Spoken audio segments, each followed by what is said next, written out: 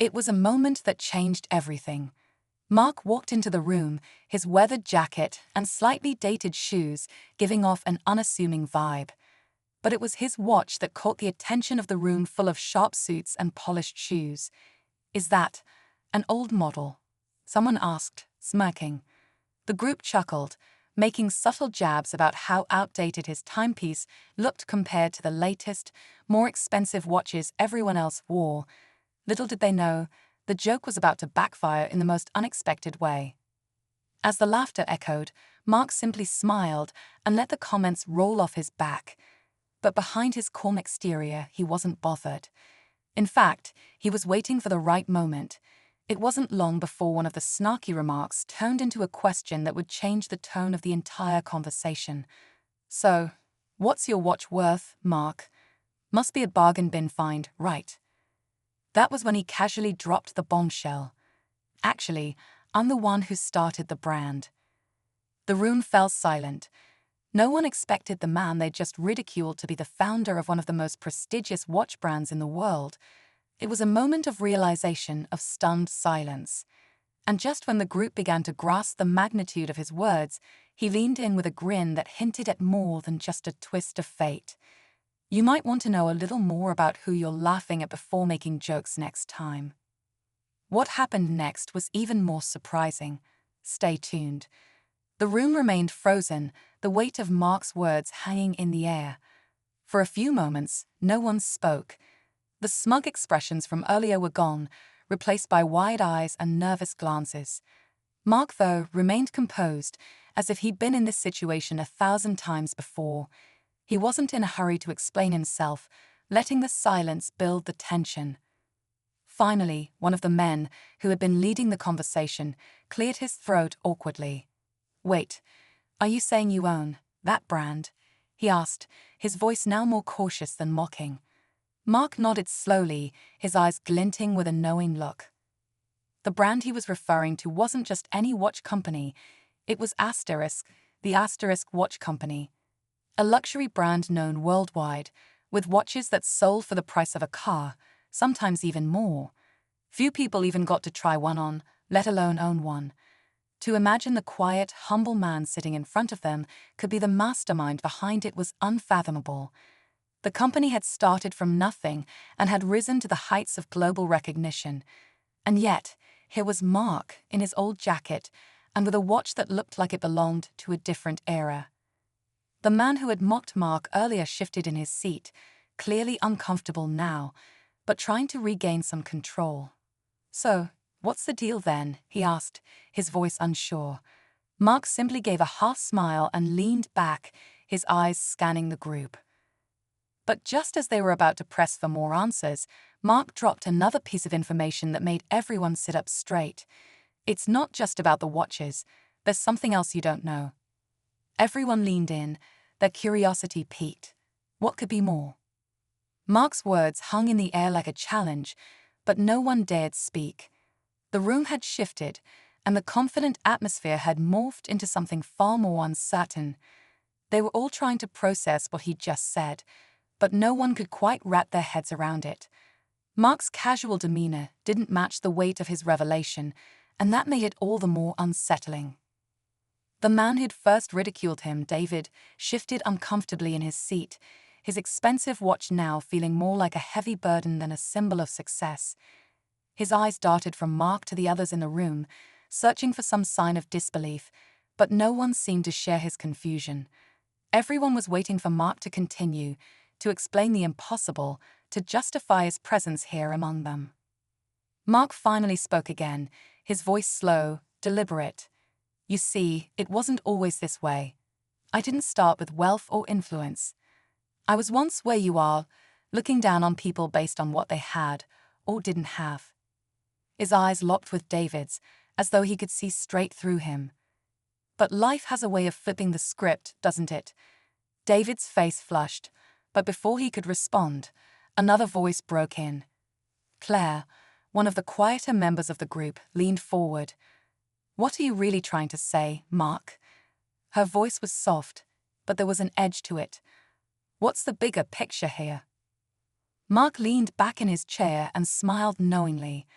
The watch is just a symbol. It's the legacy behind it that matters. And believe me, there's more to this story than just a few fancy designs. The room was on edge now, unsure of what to believe. Was he really the founder? Or was this all some kind of elaborate game? What was his true connection to the brand? And how did it tie into the growing tension in the room? No one dared ask, but everyone knew the answer was coming soon. And when it came, it would change everything. Mark's smile faded, and the air in the room grew thick with anticipation.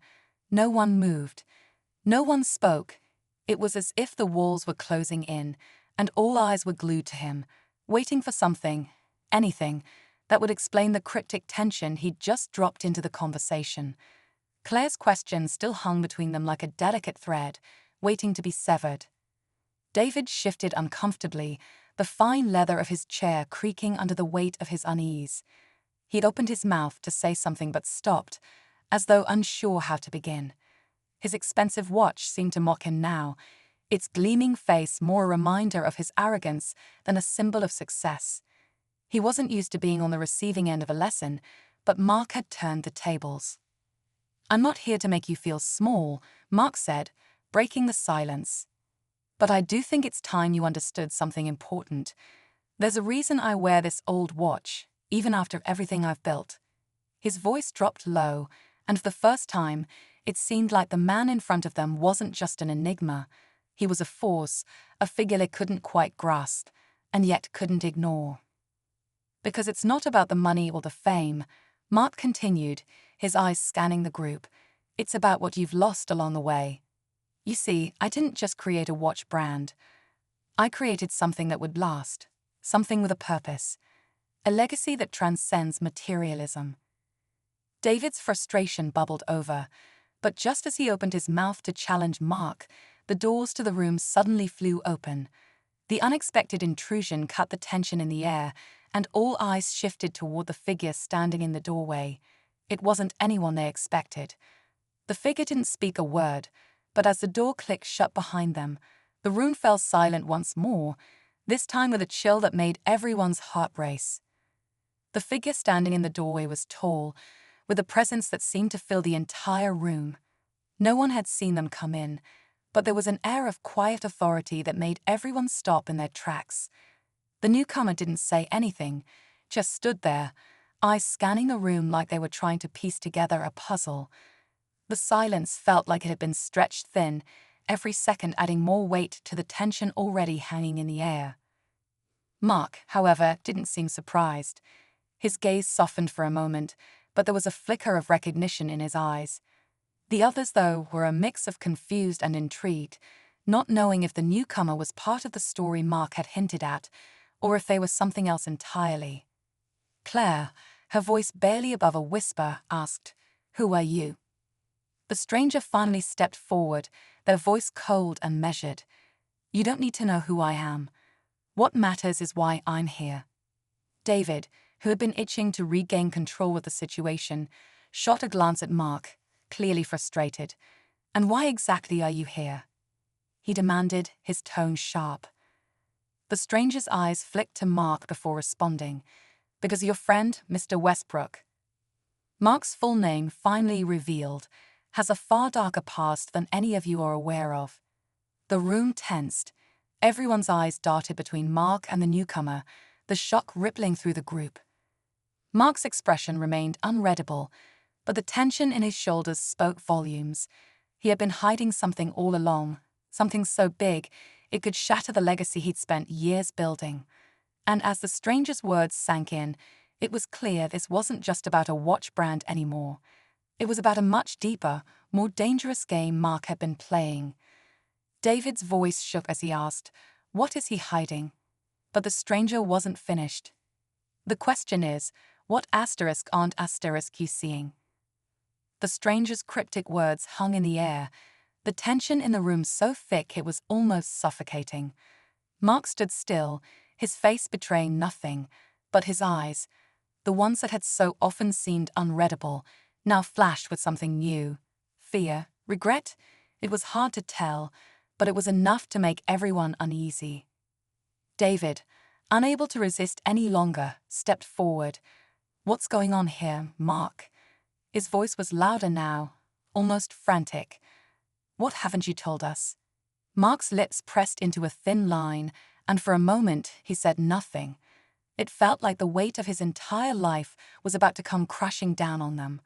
And then, with a deep breath, he finally spoke. "It's true. I'm not just the founder of the brand," he began, his voice heavy with the burden of a secret he kept for years. "I started it, but I didn't build it. I didn't control it. There's someone else, someone far more powerful, who owns everything now." David and the others exchanged confused glances. "What do you mean?" Clay asked quietly. Mark's gaze flickered briefly to the stranger, who stood watching intently. "I was never the one in charge. I was just the face, a front. But the person who really owns everything, the legacy, the watches, the brand, is someone far more dangerous. Someone who's been pulling the strings from the shadows." Before anyone could process this revelation, the stranger stepped forward, his voice calm but chilling. Mark didn't know who he was dealing with when he started the company. He thought it was all about success, power, and money. But the man he owes everything to is someone who has controlled far more than just a watch brand. He's been using Mark as a pawn in a game much bigger than either of them. The room fell into a stunned silence, and just when they thought the story couldn't get any more twisted, the stranger dropped the final bombshell. The person who owns the brand is someone in this very room. Everyone turned toward Mark, their eyes wide with disbelief. The final twist had only just begun. The room fell into an eerie silence as everyone turned their gaze toward Mark, the shock settling in slowly. Their eyes darted between him and the stranger, trying to piece together the last, unexpected revelation. "One of us?" David's voice trembled. "Who could possibly?" Mark stood up, his posture now more rigid than before. He'd been hiding the truth for so long, but there was no going back now. He looked at the stranger, who nodded slightly, signaling that it was time to reveal the final piece of the puzzle. "It's me," Mark said quietly, his voice full of resignation. "I was never just the face of the brand. I was the one who created it, but I also unknowingly signed away everything I built to someone with far more influence than I could ever imagine." The room was in shock. Claire's hand went to her mouth as if trying to stifle a gasp. "You're saying you sold the brand?" Mark's eyes darkened. "I didn't sell it. I didn't know I was even giving it away. There was a deal, a partnership I thought was a stepping stone to success. But the man who owns it now, he owns more than just the brand.